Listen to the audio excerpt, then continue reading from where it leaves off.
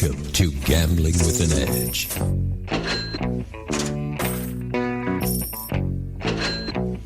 And now, here are Bob and Richard.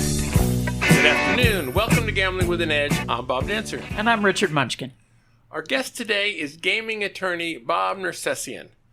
Bob Nersesian, welcome to Gambling with an Edge. As always, pleasure to be here. Pleasure to have you. In some airports, including McCarran... Oh, we're going to jump right in, huh? Yeah. We are. I thought we were going to plug my show. I love Richard's show. What show? So there is one weekend left of Noises Off out at Super Summer Theater. So it's a very funny comedy. So this show is dropping on Thursday. The only... there are shows Thursday, Friday, and Saturday night. I made my stage debut Friday. You did? Where? Yes. I was a guest speller on the Putnam County Spelling Bee. Oh, in Las Vegas Little Theater. Yes. Oh, wow, that's funny. I didn't know they did that. They bring people up from the audience?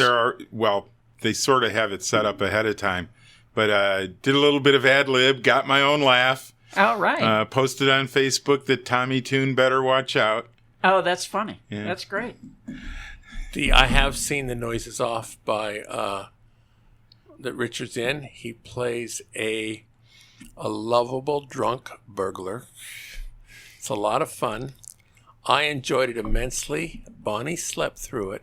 So if you've ever been in theater or something similar to theater, you will recognize all the people there, as happen in every show. If you've never had any exposure to acting in a theater or that, it might not be quite as funny. I'm not sure. But I thought it was hilarious. Well, for me, I mean, the reason I wanted to do the show in the first place is over the last 30 years, this is the funniest show that I've ever seen. So when the chance came to audition to get into it, I, jumped at it. And I think the show is just hilarious. So, but I guess I'm biased now. Well, you have the best part, too. Well. Other than the girl who goes around with almost no clothes on, that might not. But that's better. That was my second choice. That was your second choice. That's the difference between me going to see it and not going to see it. I don't want Richard half naked on a stage. No, I'm not. No. I'm not. No, but he's charming. He is lovable in that part. It's just great. All right. As I was saying before I was so rudely interrupted, in some airports, including McCarran in Las Vegas, they have an apparently voluntary facial recognition system set up where they purportedly compare your picture to that on the passport. Presumably, once data is collected, it's a short step to providing that to all interested law enforcement agencies. For those listeners interested in keeping their identity a secret from casinos, do you see any risk in voluntarily agreeing to go through this process? I guess the way you phrase it, Richard, I'm sorry, Bob. I'm Bob. I know you're Bob. The way you phrase that, Bob, I don't understand why they would. How much of a burden is it to avoid that process?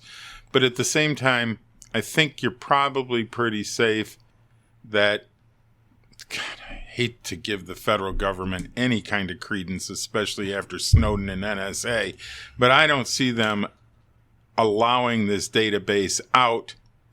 Doesn't mean it won't get hacked, but it isn't going to get hacked by casinos. It's going to get hacked by... They wouldn't voluntarily give it to other law enforcement agencies and consider casinos a law enforcement because for surveillance reasons. I mean, they have money laundering, which is a form of law enforcement. I'm for staying out of all of this kind of stuff. If you're just, my personal thoughts are... If you have a chance to stay out of it, do. Just on general principles. On general principles. I'm not even getting fingerprinted for my church and giving up volunteering because I don't want to give up my fingerprints. All right. I'm just... Church is angry. So wait, the church wants to fingerprint you? The church has... And this is the local diocese of the Catholic Church. The bishop has issued a ruling that anybody who wants to volunteer for anything has to be fingerprinted and they do some other checks too. Wow. And I've been with that church for 27 years. All of a sudden, I'm somebody you got to look out for. So I don't think it's heresy to go after your bishop, but I do think this is pretty ridiculous. Now, as I'm assuming that as a officer of the court, your fingerprints are on file. From back when I graduated law school, and they also fingerprinted me, and I did do it when I was a judge. Although I skirted the second time and they never noticed. Uh-huh. I remember I took the test to be a substitute teacher in California back 20 years ago or something, and they have to fingerprint you if you're going to, teach. So, yeah. Yeah, that summa cum laude from UCLA doesn't give you the credentials. The fact that you have a thumbprint with ridges does. What the hell? Well, but I guess they want to check to make sure that you have no, pedophile crimes or something like that if you're going to be teaching, elementary school. Okay, granted, but they've gotten they've gotten overly cavalier with this. Yes, I was a judge. You get my fingerprints. Yes, I'm going to work as a Eucharistic minister on Sunday. Certainly, I understand why you need my fingerprints. All right, moving on. Bob, do you practice only in Nevada, or are you available for cases in other states as well? Well, that's a mixed question from your preliminary one. The answer is I am only licensed in Nevada, although I am an emeritus attorney in Michigan. Which is... Aren't you too young to be an emeritus? You'd be surprised how old I am now. But that as an aside, that's the term of art they picked for those of us who are not going to voluntarily give them dues any longer. Because we don't do anything there. So instead of just saying you can't be an attorney, they make you an emeritus attorney. And so I'm still in the book, and my old friends can contact me, but I don't have any practice privileges in Michigan. And then to the second half of your question, I've worked in Iowa, California, New Jersey, Pennsylvania, Louisiana, Mississippi. So yeah, I get around. Arizona, I think. Connecticut and Arizona, yes. Wow, I'm an international gallivant? Well, Arizona doesn't make you international. Well, it's an Indian reservation. Yes. So it's a sovereign in nation. Arizona, I actually appeared at the Tonto Apache Tribal Court, so I am international. Thank you. And certainly national, but as I was telling the point is, if you're going to get me in, I've said this before, I'm very expensive, okay? If you want me to practice at a place where I got to get on an airplane, I will be prohibitively expensive. Yet people hire me, so I'm not going to say their folly. I think they still get the best attorney out there. But I am available, and I will practice in the foreign courts, foreign being different states, on what is called a pro hoc vici admission, so I would ordinarily have to have local counsel as well. And they'll be expensive. No, I don't want to say too much because I've got local counsel out there right now, and I don't want them to know how cheap they are. You can't handle all the cases that come your way. And are there other people now that have taken up this type of... that will handle this type of case that you recommend to people if you're not available?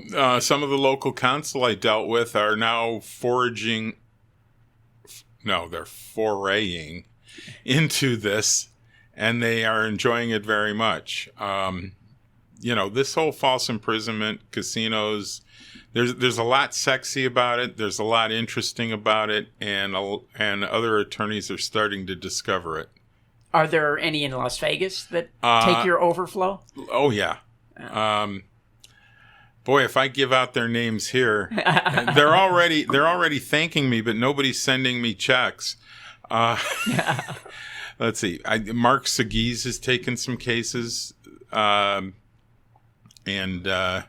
Suppose we shouldn't ask for his phone number, huh? Yeah. I'm just saying, I'm not asking you to recommend people. I'm just saying if they come to you and you can't take the case for whatever usually reason. give 3 names out and say, check out these guys.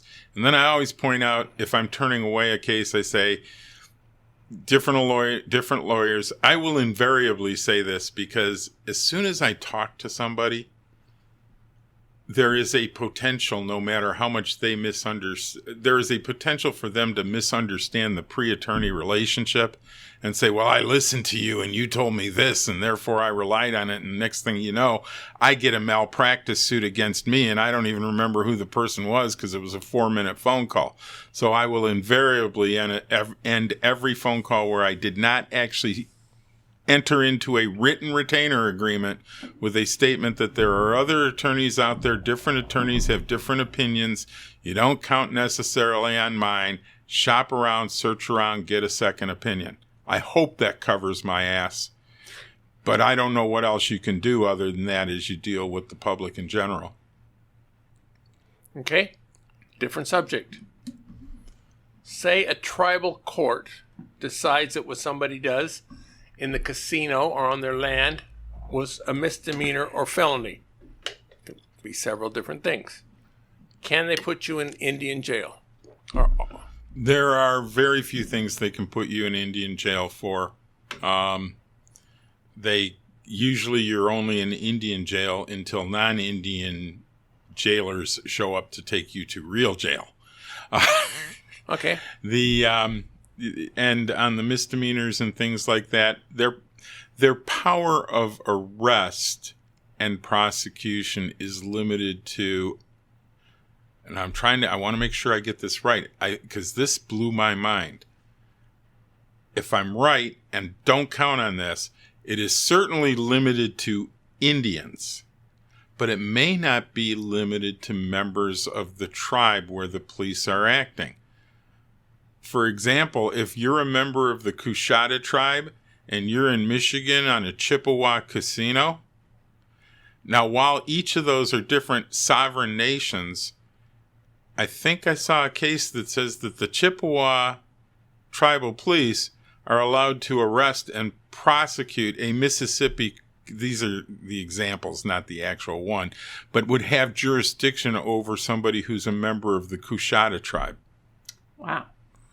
But not me or you. Because unless you're a secret secret Indian. Sioux? A secret good one. All right. Okay, now being in the Indian jail won't affect your regular criminal record, but when they put you in a regular jail, it will. Maybe. Yeah. An Indian jail might carry through on NCIC as an arrest. But people worry about all of this stuff way too much. You got another question coming later, and I'll address it right now. I see all the time gamblers worried about CTRs. And SARs. Currency transaction reports and suspicious activity reports. Yes. And right now, I think it's mostly electronic, but there are still paper ones, and historically they were paper. And as near as I can tell, in a little town called Novi, Michigan, there's a building that is 400 feet long and 140 feet wide that has 1.2 billion sheets of paper in it that are titled SAR and CTR at the top. Those aren't looked at for anything. This is an opinion. They are only looked at if you get in other trouble, and then they have a methodology where they can pull those up and bring it forward. But triggering an SAR or triggering a CTR, ordinarily, as I understand it, stands less chance than a snowball in hell of triggering an investigation of any type. Okay. You're saying that like you might disagree, Bob. No, I don't disagree. I'm just wondering which question to ask you next. I have choices here. And I'm reading it. These are all transcribed from our listeners. And it's like the next one starts out of, well, next time BN is on GWAE. Well, I probably don't need to read that. So I'm just trying to cipher through what part I need to read. Okay. Someone would like to know, if you were writing a gambling reform ballot initiative, what would you ask for? What needs to be updated and what needs to be changed, etc. The thing I would push for the most is that that the legislature rewrite the trespass laws to overrule the Nevada Supreme Court's erroneous decision in Slade, which says there is a statute that says casinos are in essence public amusements and have to remain open to everyone. Okay? And the Nevada Supreme Court said, no, NRS 207.200, which is the trespass statute, takes precedence over that, and they can throw anyone out at any time for any or no reason. And it is just brutal, not only for gamblers, but for regular people. These casinos are using the law to bar people. For goodness sakes, I know of riggers that got caught up being the ploppy at the table where the team got thrown off and they 86'd everyone. And all of a sudden you take a company like MGM or Caesars with 30 outlets, and here's a guy who is setting up stages for a living, and he just got trespassed from work. He got fired by that casino because he was sitting at a blackjack table. Wow. And he has no recourse. And the casinos, when you go to them, they don't care. I'm going to give you the worst example right now. And it's a client. My client is at a strip casino. He has done nothing. He and a dealer are talking about their mutual hobby. Not a dealer, I'm sorry, a pit person. Are talking about their mutual hobby, which is guns. They're just talking about guns. Guns are legal. Hell, they're even protected under the Second Amendment. A dealer at the next table hears them talking about guns. He goes, this guy says he has a gun. He never said he had a gun. Next thing you know, 5 security attack this guy at the blackjack table, tackle him, run him into the back room. They have searched him. There's no gun. The pit boss, the dealer, everybody has confirmed he wasn't creating a ruckus. He wasn't making a threat. He's not doing anything. Now, the casino has taken him into custody. What would you expect that casino to do once they find out that this guy did nothing? I would expect them to say, Mr. Smith, we are so sorry. Things are tense in this town. We had a big shooting not too long ago. We overreacted. We want to extend our most heartfelt apologies, give you a nice comp, ask you to please not sue us. Yeah. Wouldn't that be the response that any reasonable person would expect? Yep. Here's what the casino did. The casino looked him in the eye and said, you are no longer welcome at our casino. We are trespassing you, and if you come back in here again, we're going to arrest you. And he's looking at him going, what did I do? And they're going, get the hell out of here. What a brutal system. What a terrible advertisement for the welcomeness of Las Vegas. And yet, that's what the decision in Slade allows this casino to do. I think there should be a law out there that says if you frankly fuck up that bad, you better be apologizing, or we're going to take your license away as an unsuitable practice because you're not nice to people. Yeah. Yeah, got me on my horse again, didn't you? Yeah, we still haven't hit the roof yet, but the show is early, so we're working on it. Yeah. But can you believe that? They literally, I mean, instead of apologizing, and they knew they were wrong. They absolutely knew it. And they said, they double down and hurt the guy more. This is the casino. Maybe people will figure it out here. Well, good. They deserve it. This is the casino closest to Turnberry. He's got a place at Turnberry. He can't go to his hangout anymore because they threw him out of it. And they threw him out of it because they made a mistake. It's mind-boggling the way they run these places. Except you see it over and over and over again. And then the casinos show up in court and they go, well, we're allowed to throw him out for any or no reason. And if our reason is because we were embarrassed by our own mistake, that's a good enough reason to bar him from a public amusement in the state of Nevada. And the judges agree with that argument? Yes. In fact, they handed it down as gospel. Because this is Slade ruling. Yes. So to get Slade overturned, you either need to rewrite the laws or At this point, a legislator who understands what you need to have a welcoming tourist destination has to rewrite those laws to say that casinos cannot be unreasonable towards the people who frankly are paving our roads and sending our kids to school.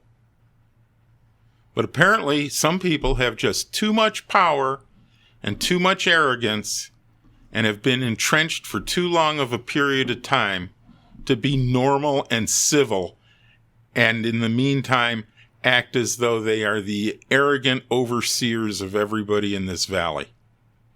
Mm-hmm.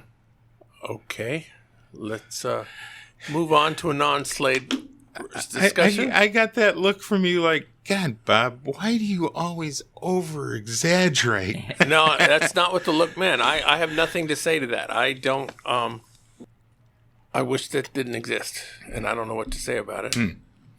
Okay.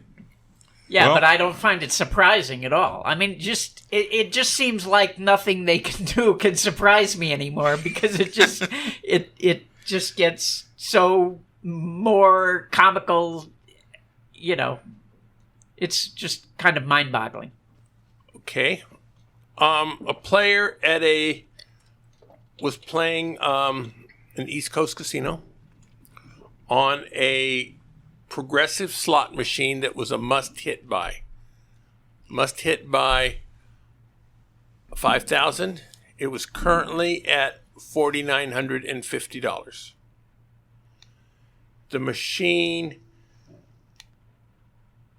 malfunctions and stops going. They needed to get a technician to come and reboot it. When the technician reboots it, the progressive is at 4,000, which is its normal start point. Its normal start point, which is unplayable for players who know what they're doing. The only reason he was playing it at $4,950 is because he had the advantage when it's that close to 5,000. Well, but that part isn't really relevant. I mean, but I get it. And then it goes to, so he lost that extra $950.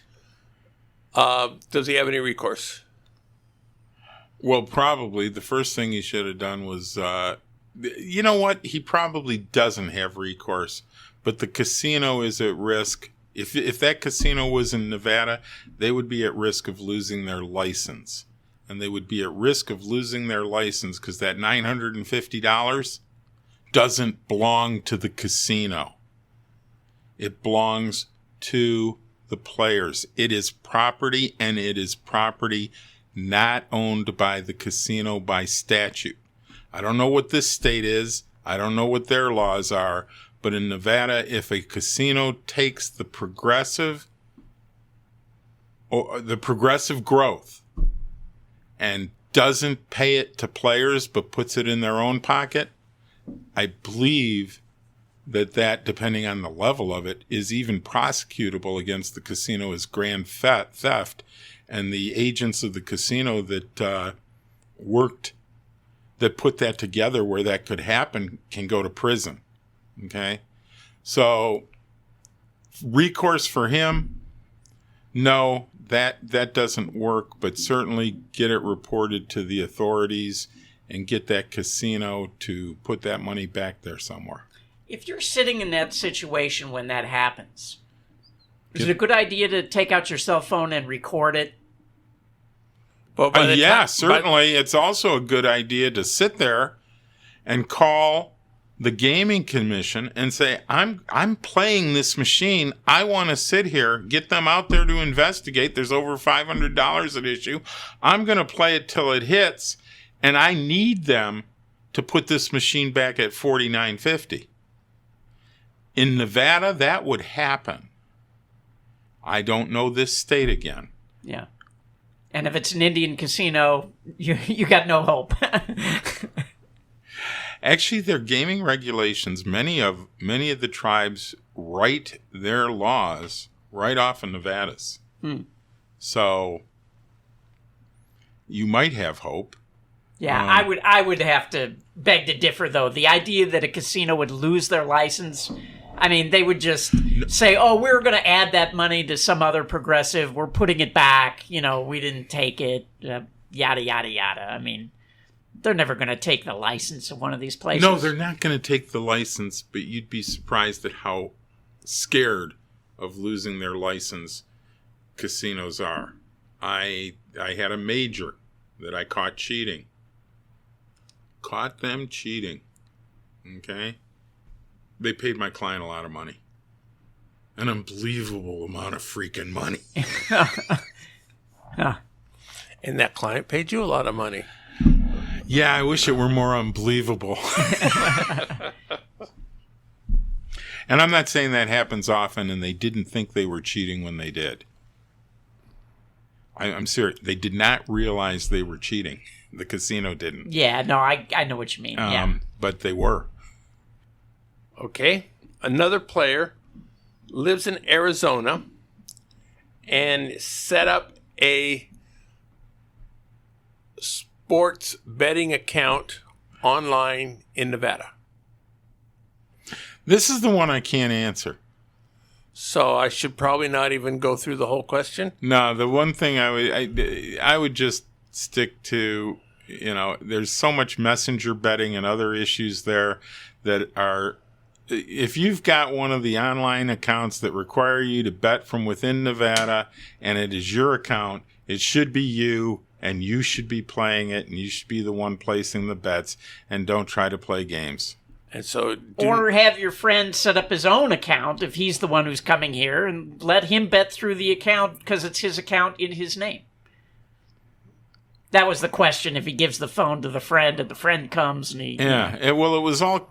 I don't want to say it was convoluted, and I understand what he wanted to do, but you are circumventing something that was put in specific place to avoid what what the end result is that you're trying to accomplish. So no matter how you try to do it, it's going to fail the smell test. Yeah, and I mean, this always used to happen before, right? The guy's friend is coming from Arizona. Hey, when you're in the casino, go to the sports book and make this bet for me, right? I mean, that's been going on for as long as there have been sports books here.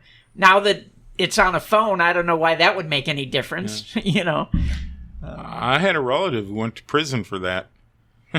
Really? Wow. Yeah. They called him a bookie. Yeah. They do those things. Yeah. Well, he was arrested with 43 other people, and 42 of them got... Okay. He was a 2-time loser, so he had to take a plea to stay out of prison for the rest of his life, so he pled. Then the next 2 went to trial and got not guilties because you're not a bookie. And then they dropped the charges against the remaining 40. So he was the only one out of the 43. He wasn't guilty. He was just as innocent as the others, but he was in a tough spot. Yes. I had a friend back in Chicago 40 years ago who the police were knocking at the door. He was a bookie. They were there banging down the door, and he went to the upstairs window and stuck his head out and said, "You'll never take me alive, copper." and then said, "I just have always wanted to say that line." And came down and opened the door for them. No, I mean, when they arrested bookies back in Chicago, it was all, they were usually out by noon, you know. And, did he, was there any competition between You'll Never Take Me Alive Copper and Top of the World Ma? Yeah, right. These are old movies, people. You have to watch old movies. I will bet you over 50% of our audience got both of those references. Maybe. I bet that exactly 50% of the co-hosts did. The White Heat. Colorado player, there was a few dollars in credits left on a slot machine. Player says he doesn't notice. He went in, put some money in, started to play. The casino discovers this, that he started with money on the machine that wasn't his, and they arrested him. Can this happen? Is playing with money that isn't his, that was theft as far as they were concerned. Okay. One. Yes. The question, can it happen? Obviously. It did. Okay. Two, what a line of crap. I mean, that's the Romansky case, and you guys are familiar with the Romansky case. No, it's not theft. If there is a black chip on the floor and you pick it up, it's not theft. If somebody has abandoned a ticket that is popped out of the thing and it's sitting there and you take it, it's not theft. If it's credits on a machine that has been abandoned and left to the next person to play the machine, it's not theft. Here is the law. It's universal. It's just this simple. Abandoned property on the premises of another, which is what we're talking about here, is the property of the person who recovers it, not the property of the owner of the premises. There's no ambiguity in that. And these cops, well, that's why in the Romansky case, they paid that lady $600,000 because they couldn't understand a concept as simple as that. The casinos think that they own everything under their roof. They don't. They don't own what's in your wallet when they're in there. They don't own your credits or your chips when you earned them. And if you abandon them, they don't own those either. They own the finder. They're owned by the finder. End of story. And it can take a law case to find out, but... You can spend 1.5 years in jail fighting it, but you'll be right. And big attorney fees for being right. I mean, I didn't realize that the person had put money in the machine and was playing it. I thought the person had just gone up to a machine and cashed out, seeing there were credits on there. But how can they claim that the guy, I mean... That is the Romansky case. Remember, hers was a nickel. She picked up the nickel, put it in, and then stuck in her own 20? Yeah. Okay? But even if you don't stick in your own 20, what the hell are you talking about? Why in God's name would that casino or that cop think that the casino has any further right to property that somebody didn't protect than the person who finds it? Again, maybe I go back to the arrogance and all power of these huge businesses that think that they control our lives and our livelihoods in this valley and in other places where they have such power, and they exercise it with extreme prejudice. But you got to call it out whenever you see it. Good. A man's playing at a tribal casino. The tribal casino tried to back room him. The exit path was blocked, and apparently a suit told him that security would tackle him outside if he left the building without coming with him to sign some paperwork. The player said, "Then I'll sue them for assault," and walked past him anyway, and they didn't follow up on the threat. The question is this a verbal threat of assault and false imprisonment by the casino staff can that successfully be litigated? Depends on how you define success. You're going to win $1. It is an assault. Okay? It is a threat of physical force that puts someone in proximate apprehension of such physical force. So yeah, jury sits there. You spend a week of their time, a week of your time, casino throwing up excuses, you throwing up how unreasonable this is.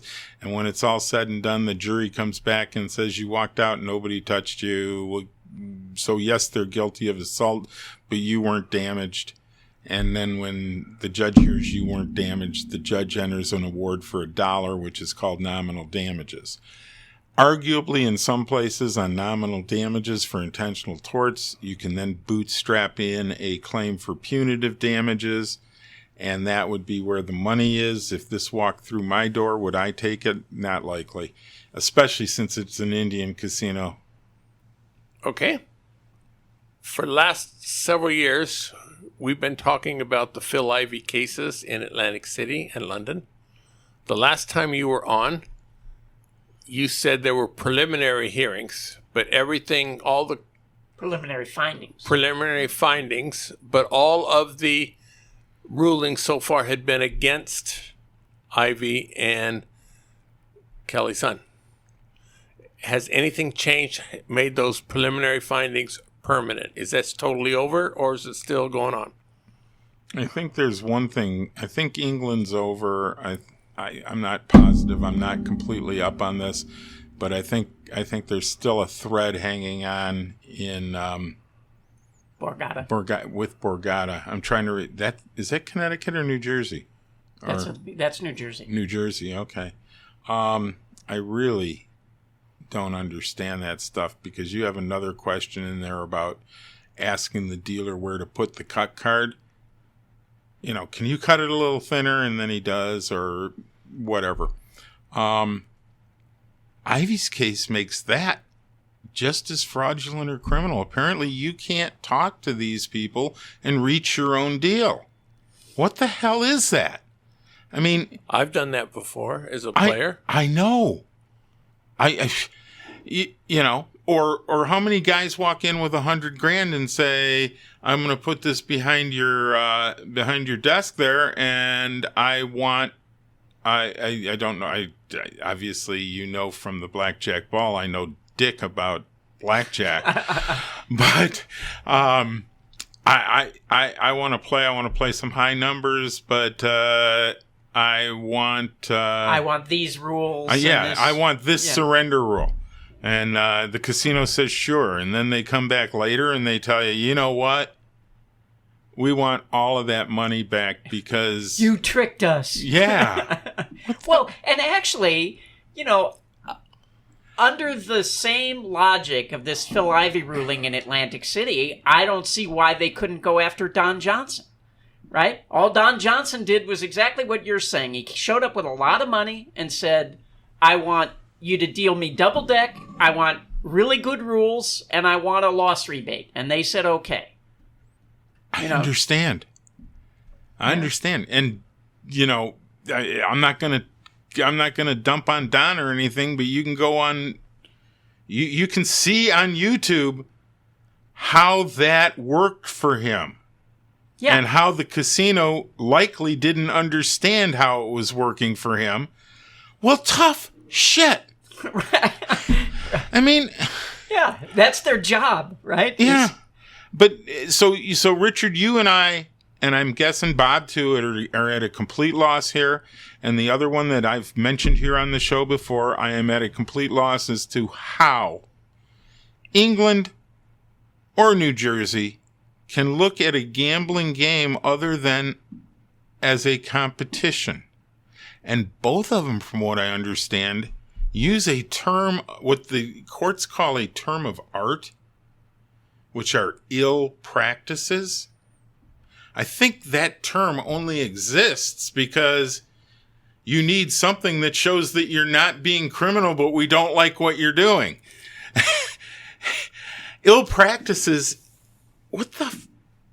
I'm sorry. I'm babbling into your microphone here, But I am nonplussed over the idea that would be a basis for denying somebody what they actually really did win. Yeah, well, and the other one that drives me insane is, the people at a baccarat table, and the cards are coming out 3 of diamonds, 4 of diamonds, 5 of diamonds, 6 of diamonds, right? And these small bettors, by the end of the shoe, are betting $5,000 a hand, and now the casino is like, you guys cheated us, right? Because we didn't shuffle the cards. No, that's not how they came out, though. They did come out that way. No, they didn't. They came out, they were pre-shuffled, but in that each deck was pre-shuffled in the same way. So it was the King of Hearts. Not according to... I went to the G2E cheating conference last year, and George Joseph had video of the cards coming out in order.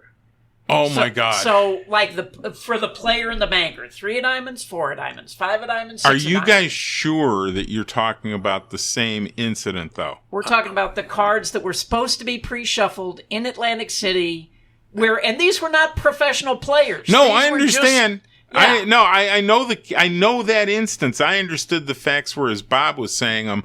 But if there is Not according to what George Joseph Okay. said at last year's G2E. Because as I recall that case, the pit came in, supervisors came in and watched and couldn't see anything going on. If the situation you understand that you're describing, yeah, they're going to see a 5, a 6, No. a 7, an 8. I'm going to throw down with you on that one, and I've been over this on this show before. Remember, I had a case with 11 hours of tape on the same team, the same 2 guys playing at a table, and gaming could not figure out. Gaming and the casino together couldn't figure out the edge. At a complete loss. And here's how simple it was. Got your shuffle tracker sitting at spot 3. Your Big player. BP at spot 2. Spot 3 is flat betting. Since it's shuffle tracking, the big player is all over the place because he's playing off of the signal, and it's not a spread on anything they can figure out. The signal is 1 hand on the table, 2 hands on the table, or no hands on the table, 3 variations of the bet. With the Play caller. Yeah, the play caller. 11 hours. When we got the case, they still hadn't figured it out. They had only gotten on the big player after 7 hours in. But they still didn't know what he was doing. They never did figure it out. They just grabbed him and took him into custody. And that's why the case worked out nicely. But 11 hours of tape, and the Nevada Gaming Control Board and game protection at a major property can't figure out 1 hand, 2 hands, no hands? So yes, I'm certain game protection can watch those cards come out sequentially time after time after time and go, what the hell's going on here?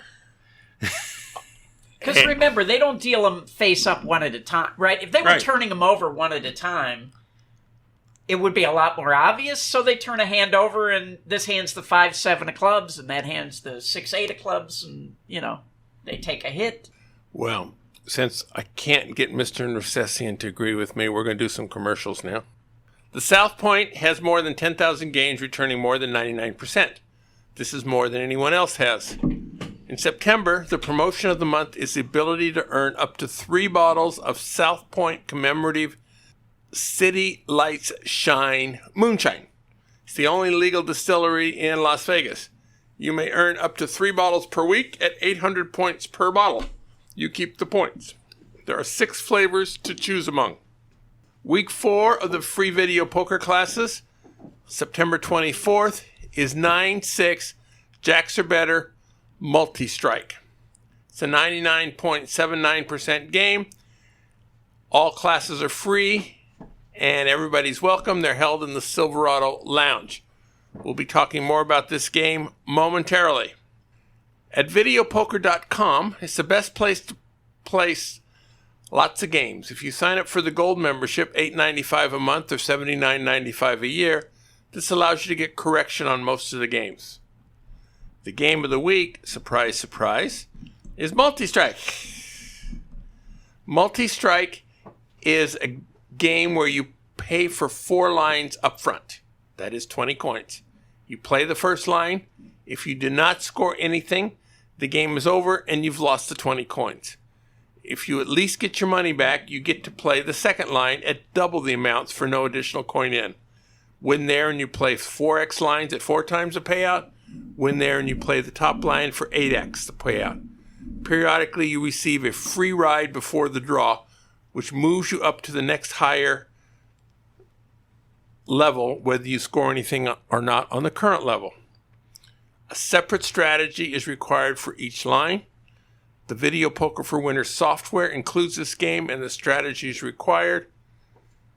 On average, playing the multi-strike version of a game adds about 1/4% to the expected value. The version they have at South Point is a quarter 5-play 9-6 jacks or better. So it's 99.79% with a 0.3 club, $25 per 5 hands that you're playing. It is one of my go-to games on a regular basis, assuming there's not a progressive that I like better. But it is a game I play quite a bit. There are several other games for lesser denominations, but they are all quite a bit lower payouts than the 99.79%. Okay, we're back to Bob Nersesian, seeing if we can find something else to agree with. Oh, that wasn't the end of the show? No, that wasn't the end of the show. That was the commercial break. That was a commercial break. I want to know what the separate strategies are. I want to know what the separate strategies are on the different lines. You want to know what they are or why? Well, I want to know what they are because this deals with my bank account. See, that's Thea's go-to game. I can hand you the strategy sheet on the way out the door. Okay. But the class is next Tuesday. Go to class. And the class covers normally a couple hours to go through all of it. Somehow doing it on the radio is probably not a good idea. I thought explaining it on the radio seemed lengthy and tedious. Boy, I'm not agreeing with you today, Bob. I don't know. But since this is the first time anybody's ever used the word nonplussed on our radio show, we're going to forgive you. Now, the Eldorado is buying... Wasn't that the first time for tedious, too? Pronounced that way, yes. Tedious. Tedious, we say all the time. I know. Tedious, Well, I use the royal tedious. Eldorado is buying Caesars Entertainment. Assuming this goes through, if you've been previously trespassed from one or more Caesars property, are you still trespassed after there's a change in ownership? Depends. We've been over this before. Yeah, we got a lot of it. We got this question from a lot of people, actually. Here's the law, okay? And this doesn't mean that the casinos or the courts or the cops understand it or follow it. NRS 207.200 says that if you are told not to return by an owner or occupant of the premises or an agent of the owner or occupant of the premises, you cannot return. The question is owner or occupant of the premises. And I will use Mandalay Bay as an example. This is just an example because it's right at the tip of my tongue. The owner and occupant of the Mandalay Bay is Mandalay Corp. It is not MGM. It is not MGM Entertainment. It is not anything other than Mandalay Corp. So, if a security guard at the Mirage, which is, I believe, Mirage LLC is the owner and occupant, were to tell you, you are barred from all MGM properties, if he's acting as an agent of MGM, they are neither an owner nor an occupant of Mirage, and he doesn't have authority. What he is certainly not is an agent of Mandalay Corp, and he does not have the authority to tell you you can't go to Mandalay Bay. They do it every day. The police enforce corporate-wide bans. The law doesn't allow for it. And I know people have been convicted for trespassing for violating it. So, you got to look at what is happening in this purchase, okay? Because let's go to Caesar's Palace is owned and occupied by a corporation known as Desert Palace, Inc.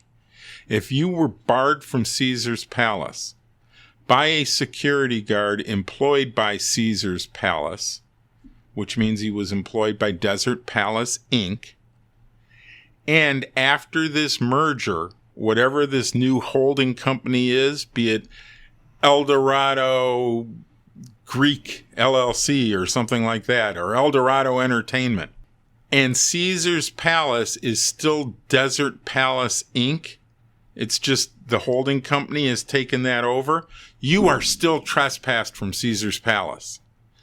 If, however, Caesar's Palace is reconfigured or brought in and the top corporation has now consolidated everything and Caesar's Palace, the casino, is now owned by Eldorado Entertainment Group rather than being owned by Desert Palace, Inc., you wouldn't be trespassed because you were never warned by an owner or occupant of that casino, which is a casino now known as Eldorado Entertainment, doing business as Caesar's Palace, totally different corporation. That trespass would no longer be good.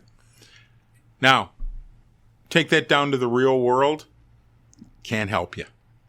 You know, again, these are the things that you end up getting prosecuted.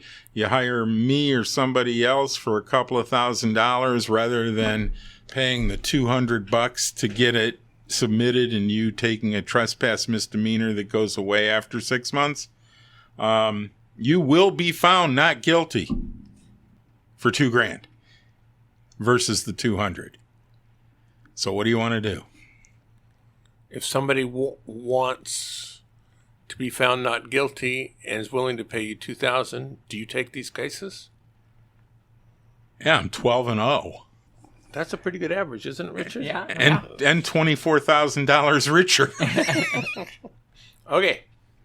Assuming a police officer working on his off hours as a security guard, do my interactions with him at his odd job be the same as if he's on duty? No. Okay. What if he tells you he's a policeman? Yes. So he's working as a security guard, but he says, I'm off duty, but I'm a Metro. If he says I'm off duty, I'm Metro, and I'm a security guard here, no. If he says I am a Metro police officer, and he actually is, and I'm asking for your ID, that's a different question. Uh-huh. Even though he is working as a security officer. Now let's take it one step further. And again, this is the practicalities versus the law. Okay?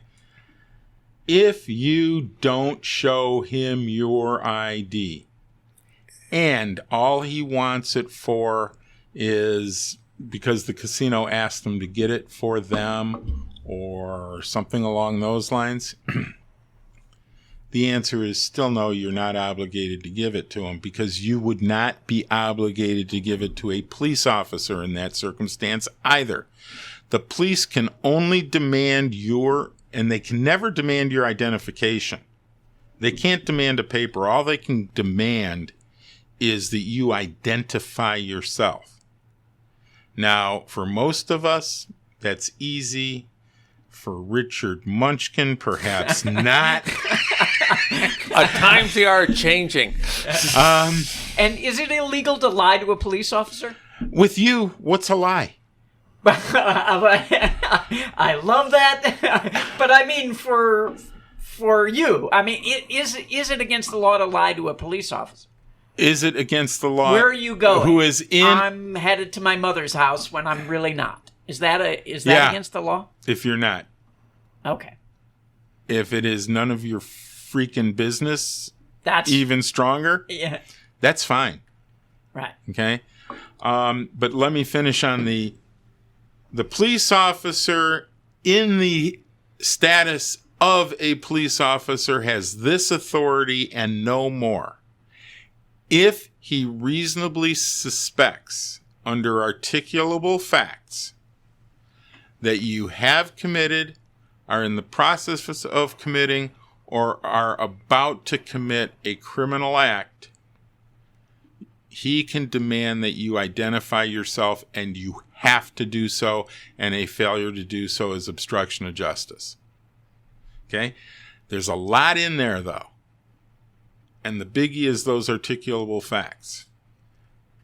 If he believes that his casino manager wants to put you in red hand, and that's why they need your ID, that's not that there are no articulable facts that give him a reason to believe that you're committing, have committed, or are about to commit a crime, and his demand for ID does not have to be followed. And if he does arrest you or seize you for that, you will have likely a case for his violation of your constitutional rights.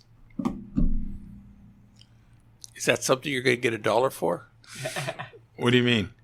Well, he violated your constitutional rights, no. and it's going to cost you $2,000 to hire you so you can get $1 back. Nope. Once you have the good case on constitutional rights, there's another that you bring that under 42 United States Code 1983, and succeeding that statute is another statute, 42 United States Code 1988, that says that if you win, if they did violate your constitutional rights and you're vindicated with a verdict, then whoever did that to you must pay your reasonable attorney's fees. Not may, must. The court shall award a reasonable attorney fee, I believe is the language. Can you believe all these numbers I pull out of my head? I can't believe that you can say articulable, but you can't say tedious. But with that, we're going to bid Bob Nersesian adieu. We are out of time. We have reason to believe that he very well may be on our show again next week, at which time he can come up with whatever response he wants to the articulable versus tedious. Thank you, Bob. I see your hand up. If that means it's around the corner to your left. No, that's a question.